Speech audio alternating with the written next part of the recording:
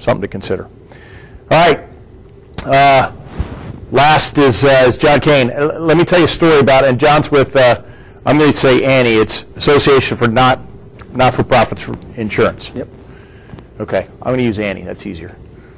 John wins the award along with Mike Pramick in the back for coming all the way from California to join us.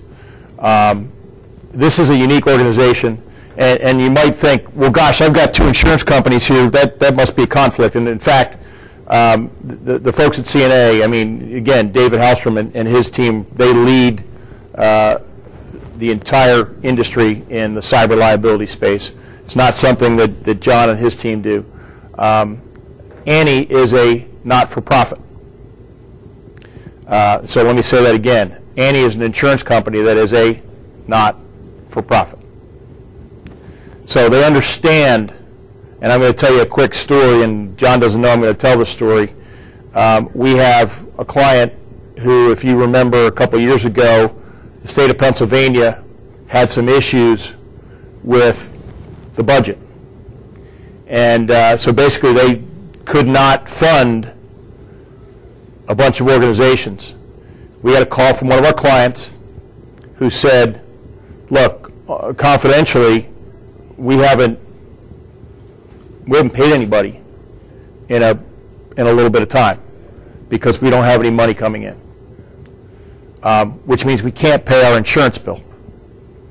I got on the phone with Pamela Davis. Pam is the CEO of the organization that John works for. Explain the situation. Now, I got to tell you, most other insurance companies would not say what she said. And I understand that. Most insurance companies would say, well, look, that's unfortunate, but you got to pay. Got to tap, got to sell, got to do whatever you can do. The response that I got from Annie was, keep us informed, let us know, and we expect that when funding resumes, that we'll get paid. Now, I don't know about you, but you know, I haven't tried that with my homeowner's policy because I don't think it would work. But it's the point is that John and his team, I mean, they are not-for-profit experts. And so John's the VP of Operations and Customer Services for Annie. John was previously the president of the Professional Liability Division of Argo Insurance and is a 26-year veteran of the insurance industry. So God bless him for hanging in there that long in the insurance industry. But we'll talk a little bit about what to expect from carriers, what you should expect from a service and an expectation standpoint from your carrier. I think it'll be a good wrap-up final topic for today. John?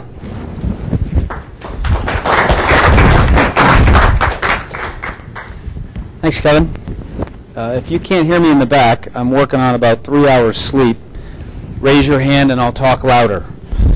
I heard those lovely words last night at 1:15 in the morning when I landed at Philadelphia International.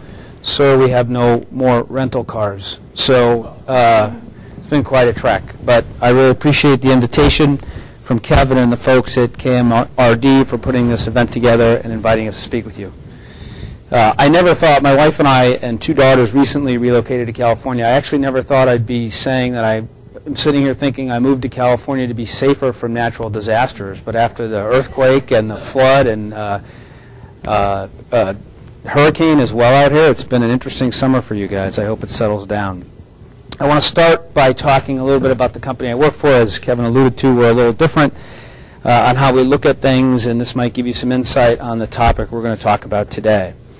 Annie, as Kevin said, is the Alliance of Nonprofits for Insurance. It's part of the Nonprofit Insurance Alliance Group.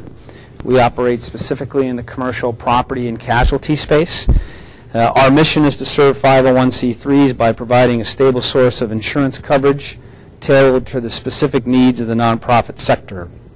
Our group was established in 1989.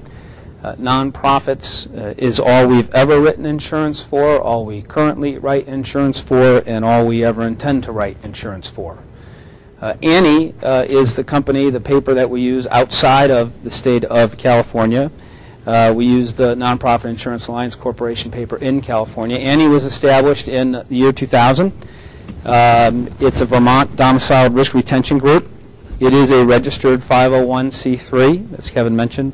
We have over 3,500 member nonprofits in 25 states, plus the District of Columbia, and we are A-rated by AM Best, size category 8.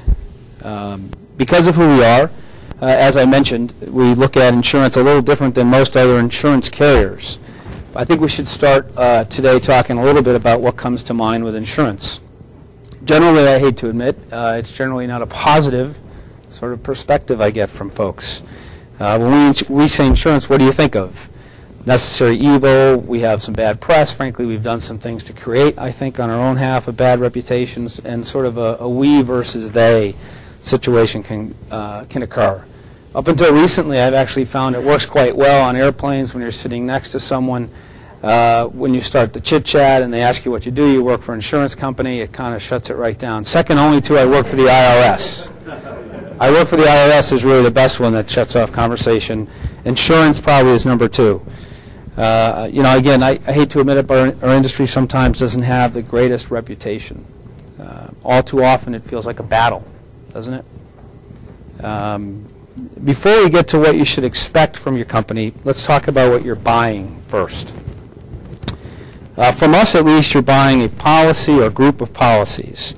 At a minimum, you're transferring risk from your organization to ours. It's a promise to pay. The idea is that for today's insurance premium, we promise to defend and pay allegations and lawsuits that may be brought against you in the future. But it should be more than that. It should at least include loss control and risk management services specific to your sector. How about a similar level of service to you, which you provide to your clients? At some level, from our perspective, it would be great if insurance were a little easier. Let's keep in mind as we go through the process that you're the customer. You should expect to be treated like one, and frankly, you should demand it. Please don't settle for less service than you yourselves provide to your clients. Set a high bar. Realize that you're making a long-term decision. You may only stay with your insurance carrier for 1 year, but that insurance policy is going to be in place for decades in terms of potentially defending your organization. This is a commitment you're making. Think long-term. And with any commitment, you should ask lots of questions before you decide to take the plunge. And because insurance is such a long-term commitment, in some ways, it's similar to marriage. I told you we look at this a little different. Kevin, if you tell my wife I'm using marriage and insurance in a presentation, we're going to have some problems doing business together going forward. I want to talk a little bit about what you should expect of your insurance carrier. We believe there are 3 sort of phases of our potential relationship: dating, life together, and then, of course, an event, life, if you will. Questions you should be asking in the dating phase when you're considering placing your coverage with an insurance carrier. Does the carrier specialize in nonprofits? How long has the carrier continually serviced the sector? What kind of friends do we keep? I think it's a great question to ask. Does the carrier insure other 501s in your sector of services you provide? Do they insure other 501s in your geographic proximity? Are they committed to the sector? How long have they been in the sector? Rating. By rating, I mean from the regulatory agencies. The one most often cited is AM Best. Rating does matter. Again, conceptually, you may only be with a carrier for 1 year. That policy is going to be in place for a very long time. The rating of your carrier by AM Best is very important. Coverage is another issue that needs to be on the table up front in the process before you make your decision. How does it match to the exposures that your organization specifically presents? Are there claims-made policies in force? We generally advise against claims-made. Everything we do is an occurrence-based product. Are they volunteer-friendly? It's a great way to sometimes tell when a carrier is committed to the sector or not. If volunteers are not written into the basic policy forms, if you need all sorts of fancy endorsements to get that cover, I would question whether or not they truly understand the exposures. Generous additional insureds.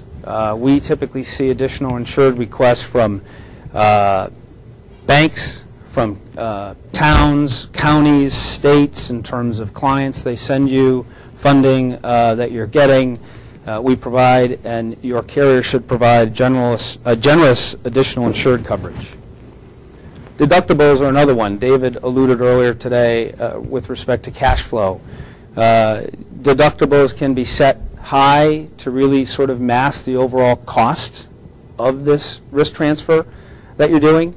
Deductibles need to be considered up front when you're looking at your premium, because if you're only looking at premium against premium, you're not looking and comparing deductibles. It might not be an apples-to-apples comparison.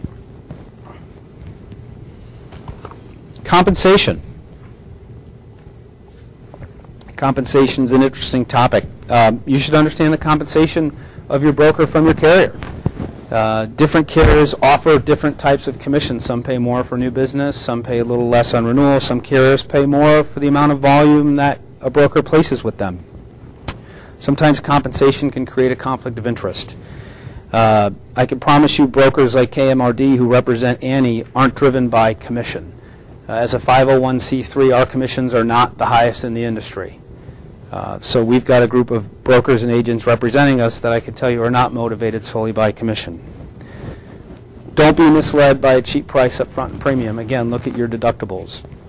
Another item to consider is payment terms. Does your carrier offer installments? Do they allow you to pay premium over time?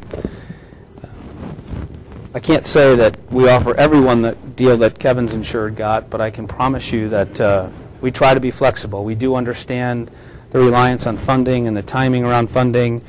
And frankly, our company does make decisions very differently than others in the segment.